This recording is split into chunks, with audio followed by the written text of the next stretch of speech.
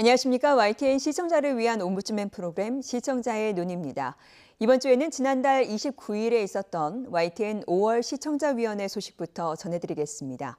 이번 시청자위원회에선 뉴스인에 대한 의견을 나눴습니다. 북한 최선희 부상의 대미 경고성 비판과 그에 따른 미국의 반응, 북미 정상회담의 전망 등을 신속하게 보도하였고, 특히 후반부 대담 코너에서 문성묵 한국국가전략연구원 통일전략센터장 그리고 전현준 우석대 교수 등 두 패널의 분석과 전망은 오늘 되돌아보면 매우 정확했다는 생각입니다.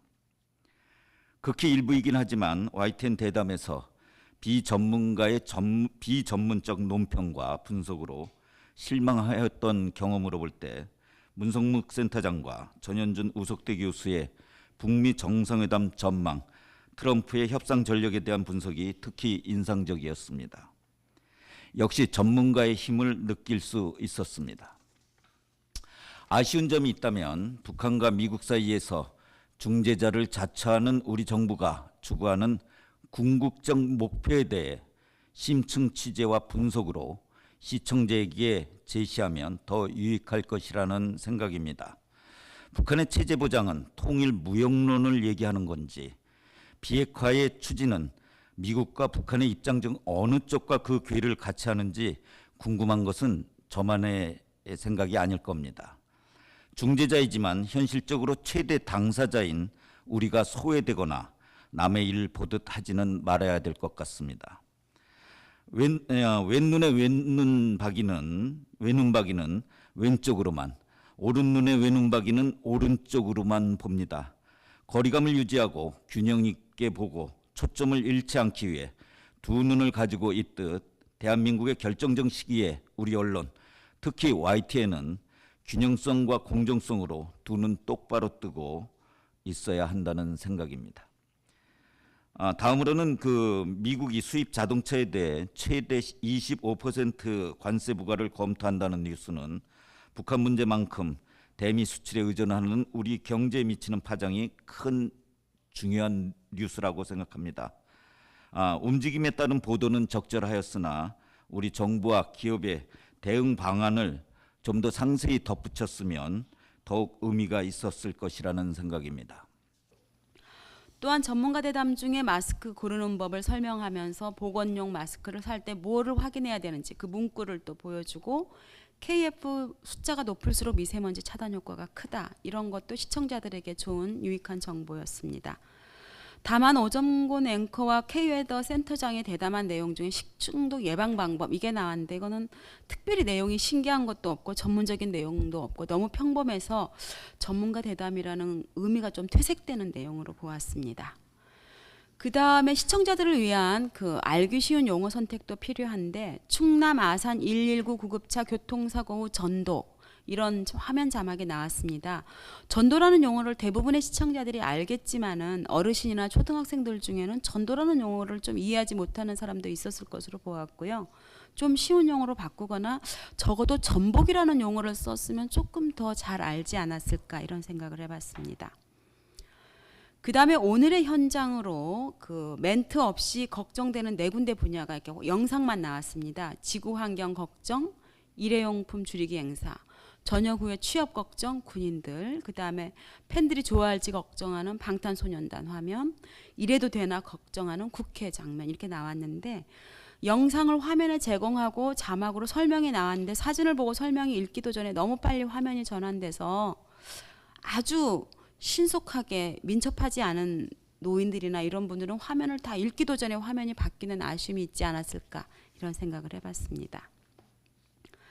그 다음에 남북관계에 관한 전문가 대담으로 전현준 우석대 초빙고수와 문성묵 한국국가전략연구원 통일전략센터장의 대담을 흥미롭게 잘 보았는데요. 특히 문성묵 통일전략센터장이 살아있는 경험을 토대로 최선희의 발언이라든지 리비아식 해법에 대해서 이해를 아주 잘하고 전문적인 분석을 잘했다고 보았습니다. 다만 대담 내용 중에 마이크 펜스를 미 대통령으로 잘못 표기하는 아쉬움이 있었는데, 나중에 클로징 부분에 부통령인데 대통령으로 잘못됐다. 이걸 이제 앵커가 스스로 사과를 해서 신사적으로 잘 보았고요. 그다음에 좋은 뉴스는 그 뉴스를 보면서 항상 기분 좋게 마무리하는 좋은 느낌을 주었습니다. 나눔을 위한 프로젝트 걸으면서 하는 기분 굉장히 신선하고 즐거웠고 다만 이제 한 가지 시청하면서 아쉬웠던 점이 있다면은 이건 뭐 꼭 YTN만의 이야기는 아닙니다만은 이게 초반에 우리 이제 리비아식 해법이라고 해서 이제 소개가 이제 계속 되고 그래서 이제 자세한 설명도 물론 있었습니다. 이제 그래서 그 핵심을 이렇게 정리를 했죠. 먼저 핵을 폐기하고 후에 보상을 진행하는 것, 극도의 외교적 경제적 압박을 통해서 사실상 항복 선언 형태로 핵을 포기하는 방식이다 이렇게 이제 소개를 했습니다. 그러니까 사실상 뭐 알기 쉽게 설명을 한 것이고 정확한 설명이죠. 정확한 설명이라는 것은 미국이 말하는 리비아식 해법을 설명한다는 그 맥락 안에서는 정확한 설명이라고 할 수가 있는데 사실관계에서 리비아식 해법과 미국이 주장하는 리비아식 해법 사이는 상당한 어떤 그 차이가 있기 때문에 그러니까는 이 빠른 그 북미 회담 결정에 비해서 그 이후에 세부적인 그 과정에서 이런 어떤 그 롤러코스터 같은 그런 반전에 또 반전이 있고 이런 것들 그다음에 시간이 지연되고 있는 것 이런 것들이 결국은 그 문제 때문이라는 것인데 그러니까는 왜 미국하고 북한하고 그 리비아식 해법 그걸 사이에 두고 그런 이제 갈등을 하고 있는지 그 미국식이라고 한다 그러면 모든 걸 다 그러니까 버리고 바짝 엎드려서 그냥 무릎 꿇고 항복하라는 그런 이제 해법을 말하는 건데 그걸 당연히 북한이 받아주기가 어렵지 않는가? 근데 왜 미국은 그렇게 그걸 요구를 할까? 북한은 왜 그거를 그럼 북한이 요구하는 것은 뭔가? 이런 관련해서 좀 더 깊이 있는 그 분석이 있었다면은 그 시청자들한테 좋지 않았을까? 우리가 사용하는 상대 높임법, 즉 높임이 이제 여러 가지 종류가 있지만 듣는 이에 따라서 화자가 상대방과 그 화자 자신의 말하는 사람의 관계에 따라서 알맞은 높임 등급의 종결음을 선택하는 높임 범주죠. 말하는 사람이 듣는 사람의 관계에 따라서 가장 높은 단계인 하십시오체, 해요체, 해체, 해라체 이렇게 선택을 합니다. 이러한 상대 높임법은 일반적으로 말하는 이와 듣는 이의 관계를 표시하기도 하지만 격식성에 따라서 결정되기도 합니다. 가장 격식적인 말의 단계는 하십시오체고 예를 들어서 뉴스 같은 것이 가장 격식적인 담화로 정치 뭐 담화문이라든지 강연 등이 격식적인 담화로 얘기가 됩니다. 이런 격식적인 담화에서는 주로 해요체보다는 하십시오체를 많이 사용하죠. 이번 뉴스 방송분에서 오점권 앵커의 언어 사용을 분석해 보면은 과도하게 해요체 사용을 하는 것이 좀 특징적으로 보였습니다. 제가 그래서 하도 좀 특징이 이제 두드러져서 오점권 앵커의 전체 종결어미, 문장의 종결어미 중에 얼마나 해요체를 사용하는가를 한번 세보았더니 한 30% 이상이 해요체 사용을 하였습니다. 나머지 70%는 하십시오체를 사용하였습니다. 이제 제가 그래서 다른 앵커, 남성 앵커도 얼마나 해요체 사용하는지를 조금 비교를 같은 YTN에 계시는 재직하고 계시는 뉴스 남성 앵커를 비교를 해봤는데 그냥 봐도 한 2배 이상이 됩니다. 조금 아까 그 임상훈 의원께서 조금 이제 긍정적으로 표현하셨던 그 앞부분에서 보면 어제는요 이명박 전 대통령 첫 재판 때문에 톱이 잠깐 재판으로 바뀌었었는데요. 오늘 다시 북한으로 돌아왔습니다. 이 시작 멘트가 한 8개 내지 9개의 문장으로 구성되는데 이 해요체 사용이 어제는요 이런 그런데요 하는 그 요까지 합해서 총 7번이 사용됐습니다. 앞부분의 도입이라고 하더라도 좀 지나친 것으로 보입니다. 이전부터 뉴스가 5분에서 10분씩 계속 이제 이렇게 앞쪽으로 당겨지고 있습니다. 12시 뉴스엔 이슈는 11시 40분경에 시작을 하고 14시 뉴스인은 13시 50분에 시작을 하고 그리고 20시 뉴스는 19시 55분에 시작을 하고 있습니다. 위에서 말씀드린 시간 외에도 나머지 프로그램들이 보통 5분씩 뭐 전부 다 앞당겨져서 시작을 하고 있습니다. 5에서 20분씩 이렇게 앞당겨졌다는 것은 결국 뒤에서 나갈 분량이 앞쪽에서 방송되었다는 얘기인데요. 뉴스를 보려고 사실 매 시간 정각에 TV를 틀면 12시 뉴스인데 이미 20분이 지나간 상황이고, 그리고 또 14시 뉴스는 10분이 지나간 뒤에 시청을 하게 되어 있습니다. 현재 상황으로는. 이게 경쟁사들에 의한 선제 편성인 듯 하지만 시청자로서 바라보는 눈과 방송사가 바라보는 그 관점은 서로 다를 수 있다는 것을 일단 좀 말씀드리고 싶습니다. 현재 공중파 TV나 라디오 대부분의 방송들은 뉴스를 매 정각에 8시, 9시 이렇게 시작을 하고 있습니다. 저녁 8시나 9시 뉴스처럼 이미 그 시간대가 많은 시청자들한테 그 저녁 뉴스로 자리를 잡고 있습니다. 그런데 우리 YTN은 그 경쟁사의 어떠한 그러한 이유로 인해서 현재 뉴스 시간을 5분에서 20분씩 거의 매 시간대별로 조금씩 다 앞당겨서 진행을 하고 있는데요. 이렇게 시간을 자주 바꾸는 것은 사실 시청자들한테도 매우 큰 어떤 혼선을 좀 줄 수 있다라고 생각을 합니다. 뭐 일을 하다가 이제 12시가 돼가지고 딱 뉴스를 봐야지 하고 이렇게 TV를 보면 12시에 뉴스를 틀면은 뉴스 시간이 이제 서로 다르다 보니까 이미 20분이 지나가고 지나간 상황에서 이거를 본다는 거죠. 사실 YTN을 이제 자주 보는 저도 DMB를 이렇게 많이 청취를 하는데요. 운전 중에 청취하는데 매 시각 정각에 뉴스를 틀면은 이미 앞에 중요한 헤드라인 뉴스가 10분이나 20분 아니면 시간별로 해서 5분 정도가 이미 다 지나간 상황에서 그거를 놓치고 그 다음부터 뉴스를 시청을 하게 되어 있습니다.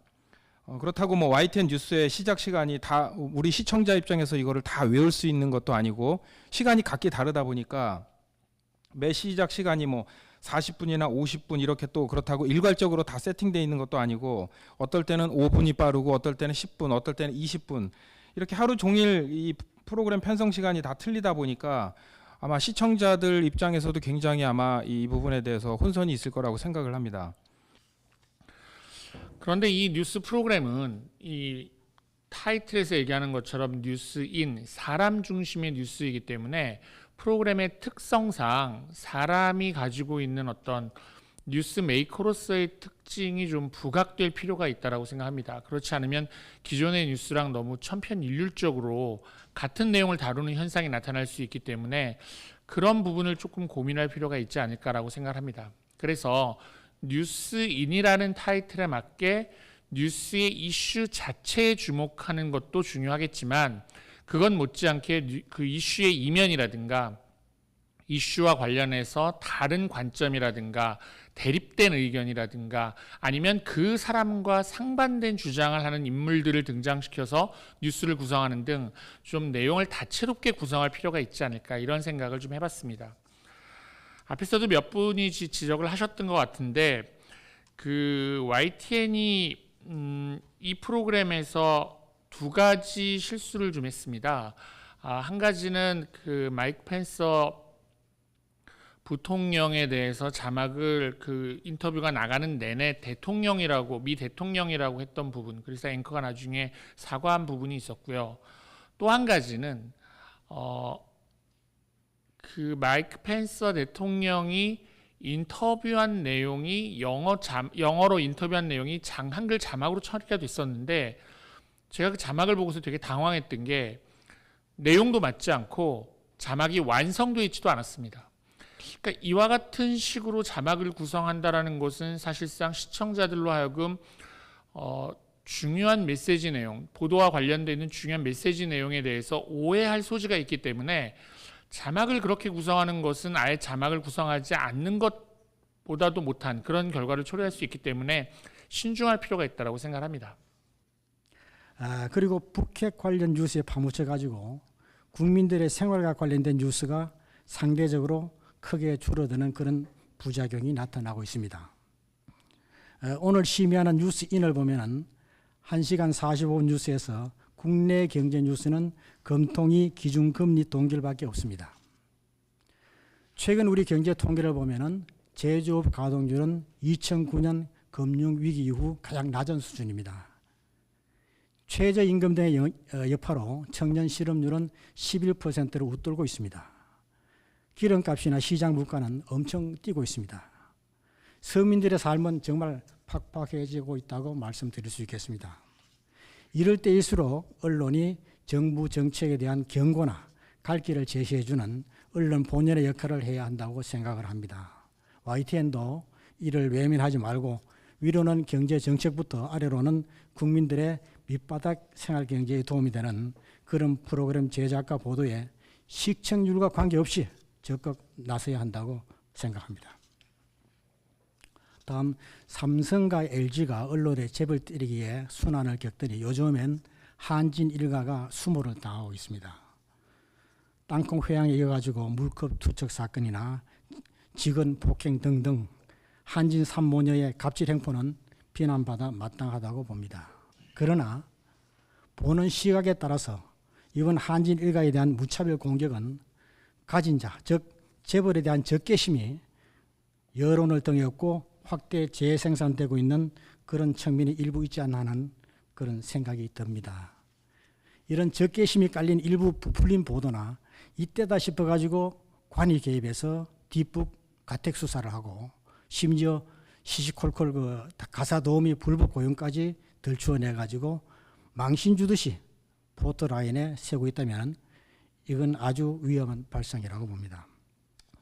갑질 척결에는 공감을 합니다만은 대기업을 망신 주는 것에 쾌감을 느끼는 듯한 일부 수사 관행과 보도 행태가 과연 이 시대에 바람직한 것이냐 하는 것은 다시 한번 짚고 넘어가야 할 문제라고 생각을 합니다.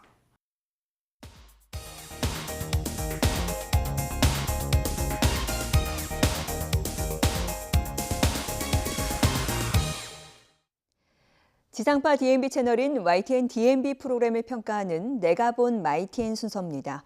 이번 주에는 기술 창업 런웨이와 뉴스타워에 대한 정은정 평가원의 의견을 들어보겠습니다.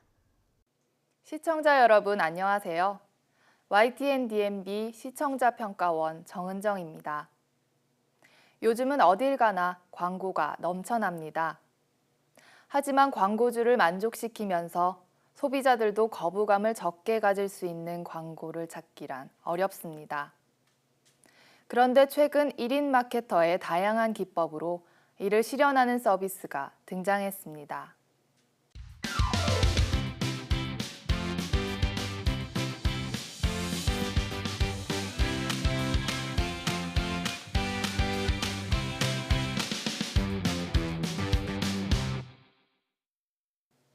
창업 성공 사례와 노하우 등을 전해주는 기술 창업 런웨이는 지난 방송에서 광고주의 마케팅 메시지를 1인 퍼포먼스 마케터들을 통해 소비자에게 전달하는 플랫폼을 만든 회사 대표의 이야기를 다뤘습니다. 기술 창업 런웨이의 기본 진행 방식은 진행자와 스타트업 전문가인 멘토, 그리고 성공 창업 사례자가 스튜디오에서 방청객들과 함께 만나는 형태입니다.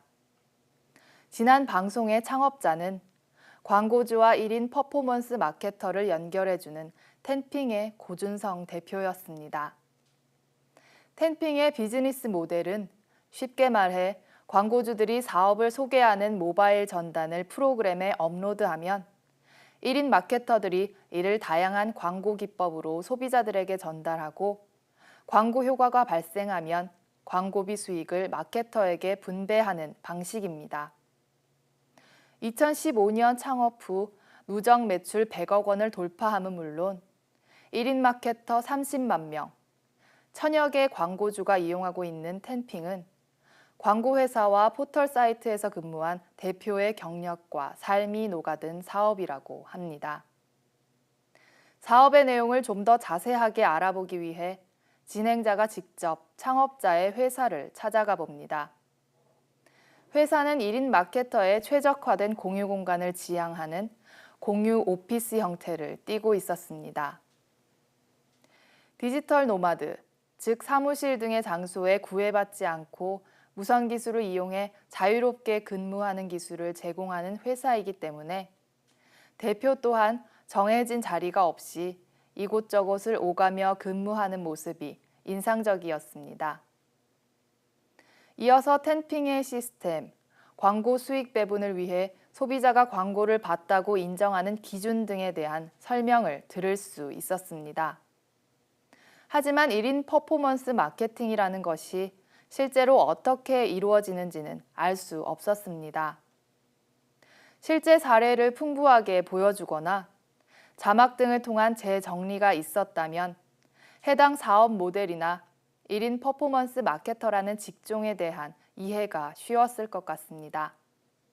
그리고 프로그램 홍보 영상 관련 조언을 구했는데 그와는 관련이 없는 프로마케터 팀에 대한 이야기가 이어져 어색했습니다. 더구나 1인 마케터에 초점을 맞춰 진행되던 흐름이 갑자기 팀 작업의 장점으로 넘어가면서 자연스럽지 못했습니다.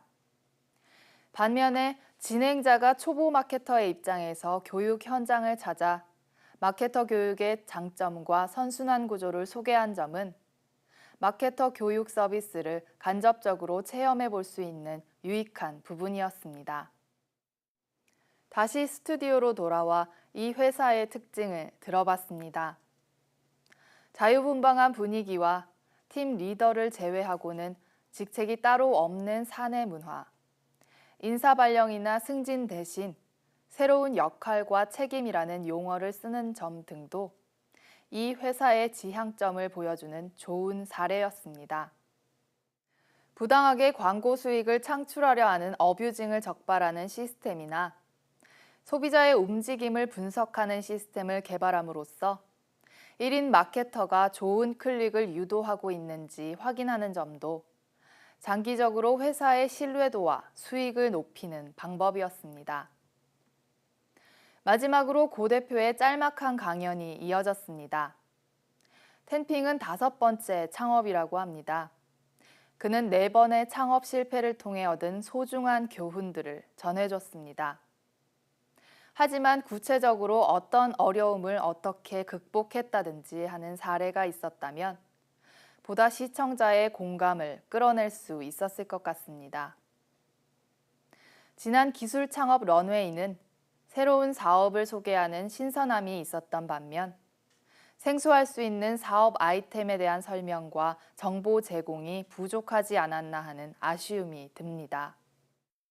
보다 가까운 사례들과의 비교를 통해 이 사업의 특성을 부각시켜줬다면 생소한 창업 아이템과 해당 분야에 대한 이해를 더욱 넓힐 수 있었을 것으로 생각됩니다.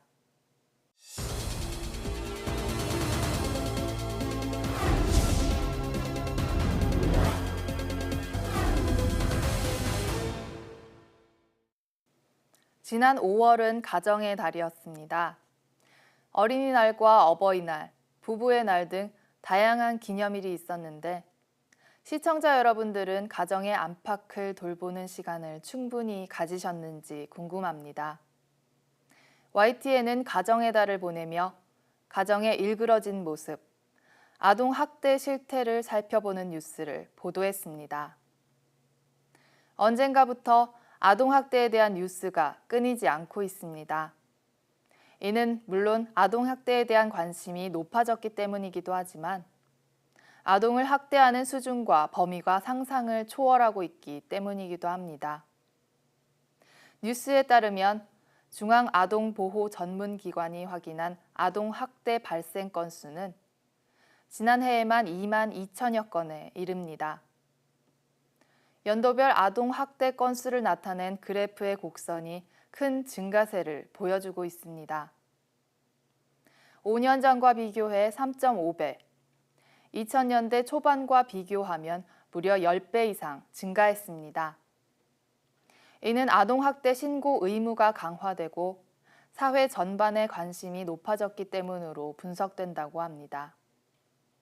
그런데 주목할 만한 부분은 최근 10년 동안 아동학대 사례 가운데 친부모의 학대가 차지하는 비율이 78%에 이른다는 점입니다. 뉴스는 친부모가 아이와 보내는 시간이 절대적으로 많고 훈육과 학대를 구별하지 못하는 경우가 많은 것이 주된 이유라고 지적하고 있습니다. 친척이나 양부모, 타인에 의해서가 아니라 친부모에 의한 학대가 더 많다는 점은 우리 사회에서 부모 교육이 얼마나 절실한지 보여주고 있습니다. 부모 교육을 평생 교육의 차원으로 확대해 모든 부모가 부모 교육에 접근할 수 있게 하고 자녀 양육 방법을 고민하며 학대에 대한 경각심을 익힐 필요가 있다는 전문가의 지적에 깊이 공감합니다. 신체적 학대나 방임이 일반적일 것이라는 예상과 달리 정서학대가 아동학대의 가장 큰 부분을 차지하고 있다는 점도 놀랍습니다. 물론 정서학대에 대한 인식이 높아졌기 때문으로 분석되지만 눈에 보이지 않는 학대로 고통받는 아이들이 많다는 점은 어른들의 관심이 더욱 필요하다는 뜻이기도 합니다. 가정 내에서 가장 약자인 아동은 부모의 보호를 받으며 제대로 된 양육 환경 속에서 자라야 할 권리가 있습니다. 하지만 자녀를 하나의 인격체로 대하지 않고 부모로서 해야 할 역할에 대해 잘 모르는 부모들도 많습니다.